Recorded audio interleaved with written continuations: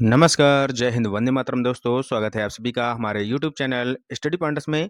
तो सीटेट जुलाई 2024 के लिए एक और इम्पॉर्टेंट क्लास हम आपके लिए लेकर आ चुके हैं और ये क्लास होने वाली है सोशल साइंस की, यानी कि सामाजिक विज्ञान की, पेपर 2 के लिए।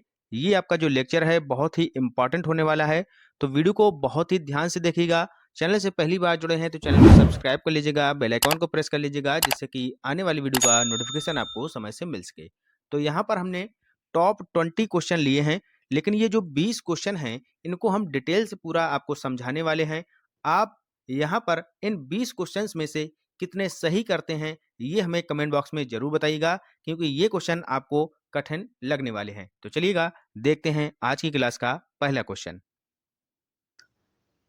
तो पहला क्वेश्चन आपके सामने यहाँ पर दिया गया है, वायुमंडल की आपेक्षिक आर्द्रता मापी जाती है। बताइएगा वायुमंडल की जो आपेक्षिक आर्द्रता है ये किससे मापी जाती है? हाइड्रोमीटर से, हाइग्रोमीटर से, पोटेंशियोमीटर से या फिर लैक्टोमीटर से? तो पहला ऑप्शन है हाइड्रोमीटर। इससे क्या मापा जाता है? इससे मापा जाता है द्रवों के बीच जो सापेक्षिक घनत्व होता है वो मापा जाता है। ठीक है भैया, द्रवों का, नोट कर लीजिएगा, द्रवों का सापेक्षिक सापेक्षिक यहाँ पर लिखिएगा सापेक्षिक घनत्व। ठीक है भैया, ये तो हो गया हाइड्रोमीटर। और जो आपेक्षिक आर्द्रता है ये मापी जाती है हाइग्रोमीटर से। ऑप्शन नंबर बी हमारा सही उत्तर हो जाएगा। पोटेंशियोमीटर से क्या मापा जाता है? विभवांतर। ठीक है भैया, विभवांतर मापा जाता है, यानी कि दो जो विद्युत परपथ है उसके दो बिंदुओं के जो मध्य का विभवांतर है वो मापा जाता है पोटेंशियोमीटर से। और लैक्टोमीटर से दूध की शुद्धता मापी जाती है। क्लियर है? तो इसका राइट आंसर क्या हो जाएगा? आपेक्षिक आर्द्रता, हाइग्रोमीटर। ऑप्शन नंबर बी आपका सही उत्तर हो जाएगा।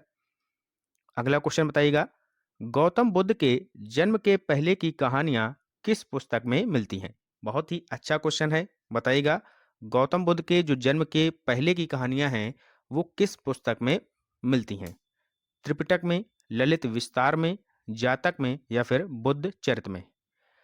तो ये जो कहानियां हैं ये मिलती हैं बच्चों जातक में। ऑप्शन नंबर सी आपका यहाँ पर राइट आंसर हो जाएगा, जातक इसका सही उत्तर हो जाएगा। अब यहाँ पर जान लेते हैं गौतम बुद्ध के बारे में थोड़ा सा। इनका जो जन्म है ये शाक्य कुल में हुआ था और इनके जो पिता का नाम था वो था भैया शुद्धोधन। ये जो है शाक्य वंश के क्या थे भैया? राजा थे। और शाक्य वंश की जो राजधानी है ये है आपकी कपिलवस्तु, जो कि कहाँ पर है? नेपाल में है। इनका जन्म 563 ईसा पूर्व कपिलवस्तु यानी कि नेपाल के एक लुम्बिनी नामक ग्राम में हुआ था। और इनकी जो मृत्यु हुई है वो हुई है बच्चों 483 ईसा पूर्व कुशीनगर उत्तर प्रदेश में। ठीक है भैया, जन्म कहाँ हुआ था? लुम्बिनी में। मृत्यु कहाँ हुई? कुशीनगर यूपी में। ठीक है, और इसी घटना को महापरिनिर्वाण भी कहा जाता है, ये भी आपको याद रखना है। क्लियर हो गया? आगे चलिएगा, अगला क्वेश्चन। उड़ीसा में कोणार्क मंदिर का निर्माण किसने करवाया था? बहुत ही अच्छा क्वेश्चन है। उड़ीसा में कोणार्क मंदिर का जो निर्माण है ये किसके द्वारा कराया गया था? पहला ऑप्शन है राजा नरसिंह देव प्रथम के द्वारा, दूसरा दिया है राजा कृष्णदेव प्रथम, तीसरा है कनिष्क और चौथा है पुलकेशिन द्वितीय। तो क्या हो जाएगा इसका सही उत्तर? बताइएगा। कोणार्क मंदिर का जो निर्माण है ये कराया गया था राजा नरसिंह देव प्रथम के द्वारा। ठीक है, option number A will be your right answer. इसके बारे में थोड़ा सा देख लीजिएगा। उड़ीसा में कोणार्क मंदिर का निर्माण राजा नरसिंह देव प्रथम ने करवाया था। उड़ीसा के मंदिर मुख्यतः भुवनेश्वर, पुरी और कोणार्क में हैं, जिसका निर्माण 8वीं से 13वीं शताब्दी के मध्य हुआ है। कभी कभी ये भी पूछ लेता है कब हुआ था, तो 8वीं से 13वीं शताब्दी के मध्य इसका जो है निर्माण हुआ था। उनमें स्तंभों के प्रयोग की अपेक्षा लोहे की जो सहितीरें हैं इनका प्रयोग ज़्यादा मिलता है। भुवनेश्वर का जो लिंगराज मंदिर है, पुरी का जगन्नाथ मंदिर, कोणार्क का सूर्य मंदिर, ये जो है नागर शैली में बने हुए हैं। तो यहाँ पर एक क्वेश्चन आपसे ये भी बन सकता है, जो लिंगराज मंदिर है, पुरी का जगन्नाथ मंदिर है और कोणार्क का जो सूर्य मंदिर है ये किस शैली में बने हैं? तो ये बने हैं भैया नागर शैली में। ठीक है, याद रखिएगा, अच्छा क्वेश्चन है। नेक्स्ट क्वेश्चन, कौन मुगल शासक वीणा वादक था? बताइएगा कौन मुगल शासक वीणा वादक था? जहांगीर, अकबर, औरंगजेब या फिर शाहजहां? तो इसका सही उत्तर हो जाएगा औरंगजेब। औरंगजेब जो है वीणा वादक थे। चलिए इनके बारे में थोड़ा जान लेते हैं।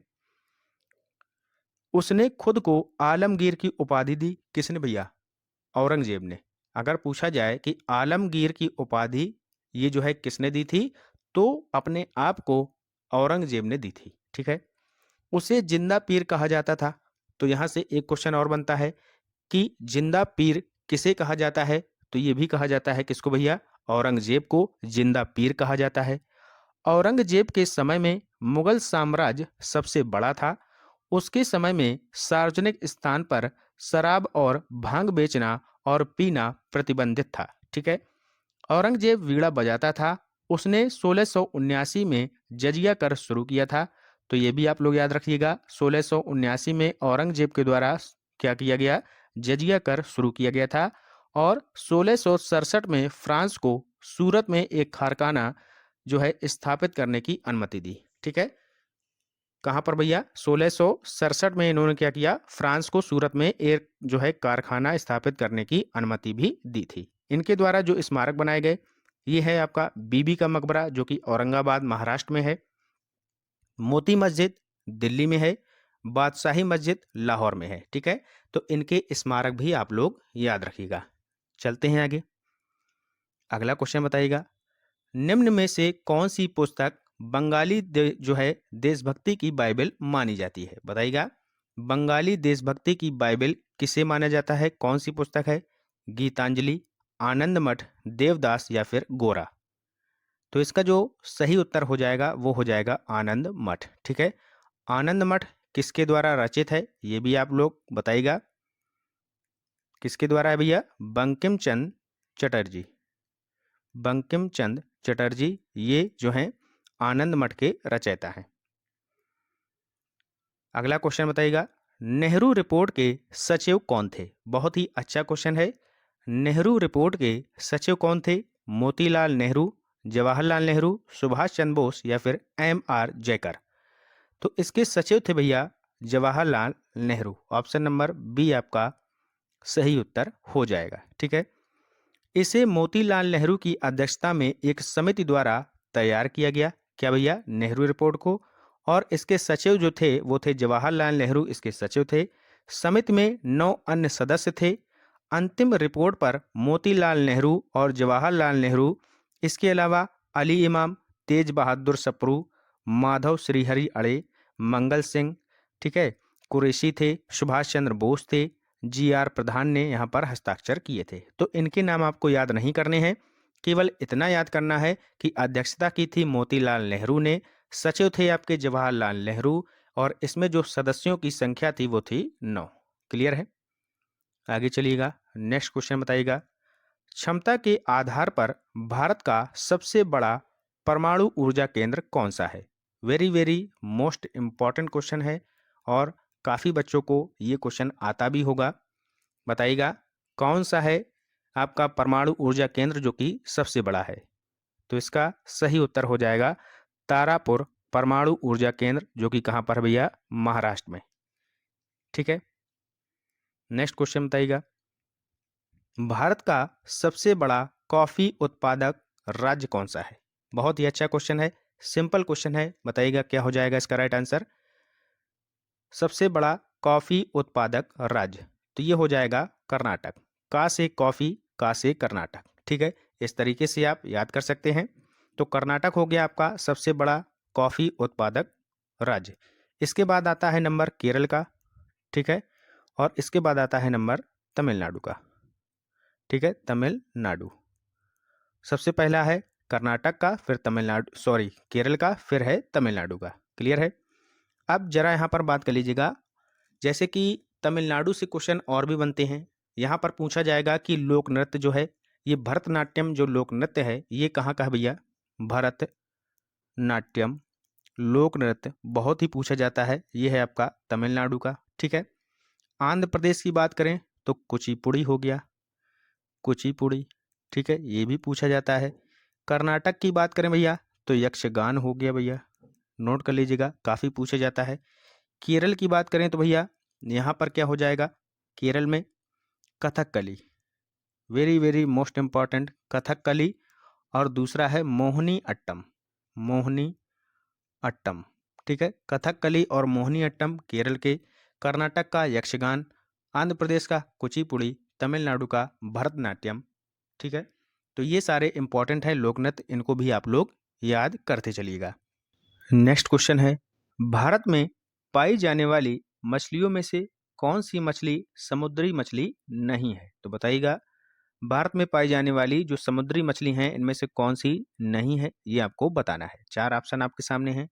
तो इसका जो सही उत्तर हो जाएगा वो हो जाएगा रोहू मछली, ठीक है। ऑप्शन नंबर डी आपका सही आंसर हो जाएगा। रोहू मछली जो है ये समुद्री मछली नहीं है।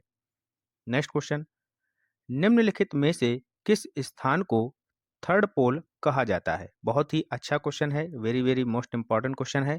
थर्ड पोल किसे कहा जाता है ये आपको बताना है। हडसन उच्च भूमि को, रॉकी पर्वत को, सेवेरनी द्वीप को, या फिर सियाचिन ग्लेशियर को? क्या हो जाएगा इसका राइट आंसर बताइएगा। तो इसका राइट आंसर हो जाएगा सियाचिन ग्लेशियर। इसको जो है थर्ड पोल के नाम से जाना जाता है। क्लियर है? यहाँ पर आप देख सकते हैं जम्मू कश्मीर सीमा पर भारत पाकिस्तान के मध्य स्थित सियाचिन ग्लेशियर को थर्ड पोल अथवा तीसरा ध्रुव कहा जाता है, ठीक है। या तो आपसे थर्ड पोल पूछेगा या फिर तीसरा ध्रुव के नाम से पूछा जाएगा। सियाचिन ग्लेशियर की विषम जलवायु के कारण इसे थर्ड पोल कहा जाता है। किसकी वजह से? जो विषम जलवायु है इसकी वजह से इसका नाम दिया गया थर्ड पोल। अगला क्वेश्चन बताइएगा, जोवाई नामक प्रसिद्ध हिल स्टेशन किस राज्य में स्थित है? बताइएगा, जोवाई नामक जो प्रसिद्ध हिल स्टेशन है ये किस राज्य में है? नागालैंड में, असम में, मेघालय में, या फिर मिजोरम में? तो इसका जो सटीक आंसर हो जाएगा आपका वो हो जाएगा Meghalaya. Option number C will be your right answer. Clear है? तो मेघालय हो गया इसका राइट आंसर। मेघालय का लोक नृत्य आपसे एक पूछा जाता है जिसका नाम है लाहो। लाहो ये यहाँ का लोक नृत्य है, ये भी कभी कभी एग्जाम में पूछ लिया जाता है। मिजोरम का काफी पूछा जाता है, शेराव लोक नृत्य है यहाँ पर, ठीक है भैया, ये आप लोग याद रखिएगा। और चैलम, चैलम भी कहाँ का है? मिजोरम का। चैलम लोक नृत्य है मिजोरम का, ठीक है। लाहो हो गया आपका मेघालय का। अगला आगे देखिएगा, इसमें लिखा भी है जोवाई। जोवाई जो है हिल स्टेशन मेघालय में पश्चिमी जैंतिया हिल्स जिले में स्थित है। यह समुद्र तल से जो है 1380 मीटर की ऊंचाई पर स्थित है। कहाँ है भैया? जैंतिया हिल्स जिले में, ठीक है। नेक्स्ट क्वेश्चन देखिएगा, निम्नलिखित में से कौन सा पुरस्कार भारतीय भूभौतिकीय यूनियन द्वारा दिया जाता है? बताइएगा। बहुत ही अच्छा क्वेश्चन है, very very most important question है। और इसका आंसर हम जो है आपको नहीं बताएंगे। आपको 12वें क्वेश्चन का आंसर कमेंट बॉक्स में देना है। कहाँ पर देना भैया? कमेंट बॉक्स में, ठीक है। सभी के कमेंट हम यहाँ पर देखने वाले हैं। इसका आंसर आपको कमेंट बॉक्स में देना है। क्वेश्चन को पढ़ लीजिएगा, स्क्रीनशॉट ले लीजिएगा, हमें इसका आंसर कमेंट बॉक्स में चाहिए, ठीक है। अब चलते हैं आगे, नेक्स्ट क्वेश्चन देखते हैं। भारतीय संविधान को कब लागू किया गया था? बताइएगा, भारतीय संविधान को कब लागू किया गया था? बहुत ही सिंपल है, 26 जनवरी 1950 को। यहाँ पर देख लीजिएगा, भारत का संविधान 26 जनवरी 1950 को लागू हुआ था। संविधान किसी भी देश का मूलभूत कानून होता है। भारत के संविधान के निर्माण में 2 साल 11 महीने और 18 दिन लगे थे, सभी को पता है। यह प्रक्रिया 9 दिसंबर 1946 को शुरू की गई थी और 26 नवंबर 1949 को समाप्त हुई थी। इस अवधि में 165 दिनों के 11 सत्र आयोजित किए गए थे। संविधान के कुछ प्रावधान जैसे कि 26 नवंबर 1949 को लागू हुए और इसका जो प्रमुख हिस्सा है वो 26 जनवरी 1950 को लागू हुआ था। अगला क्वेश्चन बताइएगा, बसवा सागर बांध किस राज्य में स्थित है? बहुत ही अच्छा क्वेश्चन है। बसवा सागर बांध किस राज्य में स्थित है? केरल में, कर्नाटक में, उड़ीसा में, या फिर तमिलनाडु में? क्या हो जाएगा इसका राइट आंसर? तो बसवा सागर जो बांध है ये भैया है कर्नाटक में, ठीक है। ऑप्शन नंबर बी आपका यहाँ पर राइट आंसर हो जाएगा। बसवा सागर बांध कर्नाटक के बीजापुर जिले में जो है सिद्धपुर नामक स्थान पर स्थित है।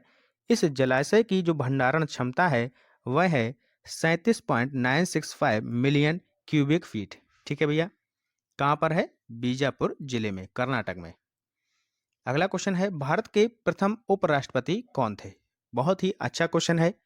राष्ट्रपति कौन थे? सभी को पता होगा, डॉक्टर राजेंद्र प्रसाद थे। और उपराष्ट्रपति आपको यहाँ पर बताना है, तो इसका राइट आंसर हो जाएगा डॉक्टर एस राधाकृष्णन, यानी कि डॉक्टर सर्वपल्ली राधाकृष्णन इसका राइट आंसर हो जाएगा। भारत के प्रथम उपराष्ट्रपति थे। ठीक है, यहाँ पर आप देख सकते हैं इनका कार्यकाल। सबसे पहले थे डॉक्टर सर्वपल्ली राधाकृष्णन, भारत के पहले उपराष्ट्रपति।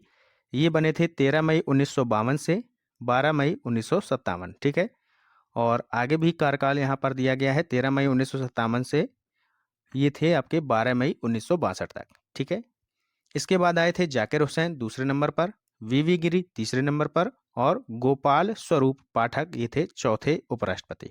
ठीक है, तो पहले आपको याद रखने हैं डॉक्टर सर्वपल्ली राधाकृष्णन। अगला क्वेश्चन है, 1886 में कलकत्ता में आयोजित दूसरे भारतीय राष्ट्रीय कांग्रेस अधिवेशन की अध्यक्षता किसने की थी? बताइएगा, बहुत ही अच्छा क्वेश्चन है। दूसरे भारतीय राष्ट्रीय कांग्रेस अधिवेशन की अध्यक्षता किसने की थी? तो ये की थी भैया दादा भाई नौरोजी ने। ऑप्शन नंबर सी आपका राइट आंसर हो जाएगा। यहाँ पर देख लीजिएगा डिटेल। दादा भाई नौरोजी कांग्रेस के पहले पारसी अध्यक्ष थे। कैसे थे भैया? पहले पारसी अध्यक्ष थे। वह कांग्रेस के पहले गैर हिंदू अध्यक्ष भी हैं। दादा भाई नौरोजी को भारत का वयोवृद्ध पुरुष और भारतीय क्या कहा जाता है? ग्लैड स्टोन के रूप में जाना जाता है। ठीक है, वयोवृद्ध और ग्लैड स्टोन के रूप में जाना जाता है। उन्हें भारत के अनौपचारिक राजदूत के रूप में भी जाना जाता है। ठीक है, वे भारतीय अर्थशास्त्र के जनक और भारतीय राजनीति के जनक थे। ठीक है भैया, किसके जनक थे? अर्थशास्त्र के और भारतीय राजनीति के। ये सारे क्वेश्चन आपसे पूछे जाते हैं, इनको ध्यान से याद कर लीजिएगा। वयोवृद्ध कौन था? दादा भाई नौरोजी। ग्लैड स्टोन कौन थे? दादा भाई नौरोजी। ठीक है, आगे लिखा है वे 1906 में कांग्रेस के कलकत्ता अधिवेशन के अध्यक्ष थे और स्वराज की मांग करने वाले पहले भारतीय थे। ठीक है, क्वेश्चन बन सकता है कि स्वराज की मांग करने वाले पहले भारतीय कौन थे? तो वो थे भैया आपके दादा भाई नौरोजी। ठीक है, दादा भाई नौरोजी प्रतिभा पलायन सिद्धांत और धन निष्कासन सिद्धांत के प्रमुख प्रतिपादित थे। आगे चलिएगा, नेक्स्ट क्वेश्चन। वेदों को हिंदू धर्म का पहला धार्मिक ग्रंथ माना जाता है। ऋग्वेद को डैश पुस्तकों या मंडलों में विभाजित किया गया है। तो यहाँ पर आपको ये बताना है कि ऋग्वेद को कितने मंडलों में विभाजित किया गया है। बताइएगा, ऋग्वेद को कितने मंडलों में विभाजित किया गया है? तो ये किया गया है भैया 10 मंडलों में इसको विभाजित। क्लियर है? ऑप्शन नंबर डी आपका राइट आंसर हो जाएगा। यहाँ पर देख लीजिएगा क्या दिया है। ऋग्वेद को 10 मंडलों में विभाजित किया गया है। ठीक है, क्लियर है। पहला और जो 10वां मंडल है ये सबसे नवीन और सबसे लंबा मंडल है, यानी कि जो पहला है ये सबसे नवीन है और 10वां मंडल ये जो है सबसे लंबा मंडल है। गायत्री मंत्र का जो वर्णन है ऋग्वेद के तीसरे मंडल में किया गया है। एक ये भी क्वेश्चन आपसे पूछा जाता है कि गायत्री मंत्र का वर्णन जो है किस वेद में है और कौन से मंडल में है? तो ऋग्वेद में है, उसके तीसरे मंडल में। ठीक है, 9वें मंडल में क्या है? यहाँ पर इसमें जो है सोम को पूर्णतया यहाँ पर समर्पित किया गया है। इसके बाद 10वें मंडल में पुरुष सूक्त है और इसके बाद जो 4 वर्णों का वर्णन करता है, ये सारी चीजें आपसे यहाँ पर नहीं पूछी जाएंगी। ठीक है, केवल इतना याद रखिएगा गायत्री मंत्र के बारे में और सबसे नवीन और सबसे लंबा मंडल के बारे में। ठीक है, नेक्स्ट क्वेश्चन देखिएगा। तुंगभद्रा बहुउद्देशीय परियोजना किन 2 राज्यों के बीच स्थित है? बहुत ही अच्छा क्वेश्चन है, बताइएगा। कर्नाटक और आंध्र प्रदेश, कर्नाटक और महाराष्ट्र, कर्नाटक महाराष्ट्र और आंध्र प्रदेश, ये तो होगा नहीं। 2 राज्य यहाँ पर पूछा गया है, कर्नाटक और गोवा। क्या हो जाएगा? कर्नाटक और आंध्र प्रदेश। ठीक है, ऑप्शन नंबर पहला इसका राइट आंसर हो जाएगा। क्लियर है? आंध्र प्रदेश से एक क्वेश्चन और बनता है, भाषा के आधार पर गठित होने वाला पहला राज्य कौन सा था? आंध्र प्रदेश। ठीक है, यहाँ पर लिखा है तुंगभद्रा बहुउद्देशीय परियोजना का निर्माण कार्य जो है ये 1949 में शुरू हुआ और 1953 में यह प्रोजेक्ट यहाँ पर क्या हुआ, शुरू होता है। इसकी विद्युत उत्पादन क्षमता 127 मेगावाट है। तो यहाँ पर शुरू नहीं होगा, 1949 में शुरू हुआ था, 1953 में तैयार हो गया था। ठीक है, 127 मेगावाट इसकी जो है विद्युत उत्पादन क्षमता है। नेक्स्ट क्वेश्चन, भारत में मूंगा रेशम किस राज्य का एकमात्र जो है ये उत्पादित होता है? यानी कि क्वेश्चन ये है कि भारत में मूंगा रेशम जो है किस एकमात्र राज्य में उत्पादित होती है, बताइएगा। मूंगा रेशम के लिए कौन सा राज्य यहाँ पर फेमस है?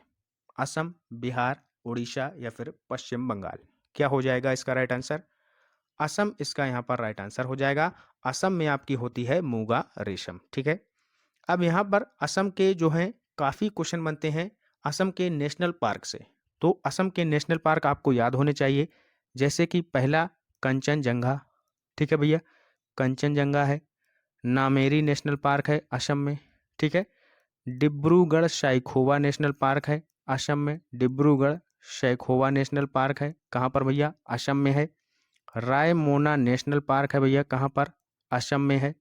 ठीक है, एक और है, ये भी नोट कर लीजिएगा, देहिंग पटकई, देहिंग पटकई।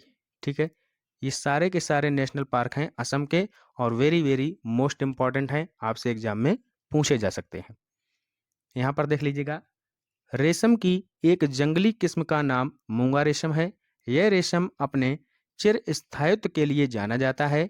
भारत में इसका उत्पादन केवल कहाँ पर होता है भैया? असम में होता है।